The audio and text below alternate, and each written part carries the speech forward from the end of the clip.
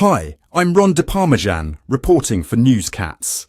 Meow, it's time to talk about a pressing issue that's been lurking beneath our streets for far too long. Lead pipes.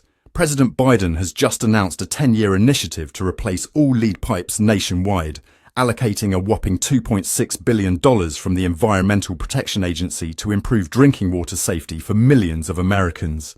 This is no small task, folks. We're talking about up to 9 million homes across the country that are still served by these toxic relics of the past. It's a problem that's been bubbling under the surface since the late 19th century, when lead pipes became all the rage in our rapidly industrializing cities. Back then, over 70% of major US cities had adopted lead-lined systems, blissfully unaware of the ticking time bomb they were installing beneath their feet. But why are we still dealing with this in 2024, you ask?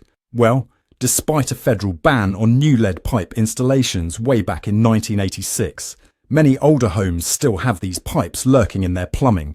The Safe Drinking Water Act amendments prohibited the use of lead pipes, solder and flux in public water systems. But here's the kicker. It only applied to new installations, not existing infrastructure. Talk about a loophole big enough to drive a water tanker through. Now, let's get down to the nitty-gritty of why this matters. Lead exposure is no joke, especially for our little ones.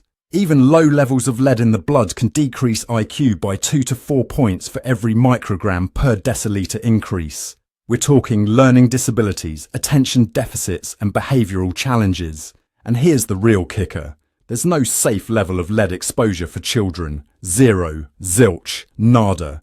But it's not just about the kiddos. Adults aren't off the hook either. Lead exposure can lead to increased blood pressure and heart disease. It's a silent menace that's been poisoning us for generations, and it's high time we did something about it. That's where Biden's initiative comes in. This isn't just about replacing pipes. It's about righting a historical wrong. You see, these lead pipes disproportionately affect low-income communities and communities of colour. It's a stark reminder of the systemic inequalities that have been literally built into our infrastructure. The new Lead and Copper Rule Improvements, or LCRI for short, is lowering the action level for lead contamination from 15 parts per billion to 10. That might not sound like much, but in the world of water safety, it's a game changer. Water utilities will now have to conduct comprehensive inventories of lead pipes and step up their testing and reporting protocols. But here's where it gets really interesting. Almost half of the $2.6 billion allocated is earmarked for disadvantaged communities. We're talking grants and principal forgiveness loans to ensure that those who've been bearing the brunt of this toxic legacy get the help they need. Now, I know what you're thinking. Ron, this all sounds great, but how are they going to find all these lead pipes? Well, my furry friends, that's where the challenge lies.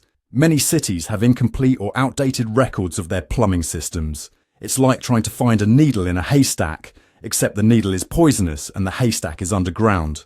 But don't worry, they're not going in blind. We're talking about using advanced monitoring systems like IoT sensors to track water quality in real time. Some cities are even using directional boring instead of traditional trenching to minimize disruption while they replace these ancient pipes. And here's something to get your whiskers twitching. This initiative isn't just good for our health, it's good for our economy too.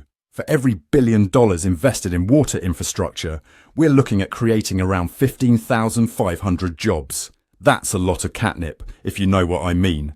The long-term benefits are even more impressive. We're talking about at least $9 billion in annual health benefits, adding up to a staggering $786 billion over 35 years.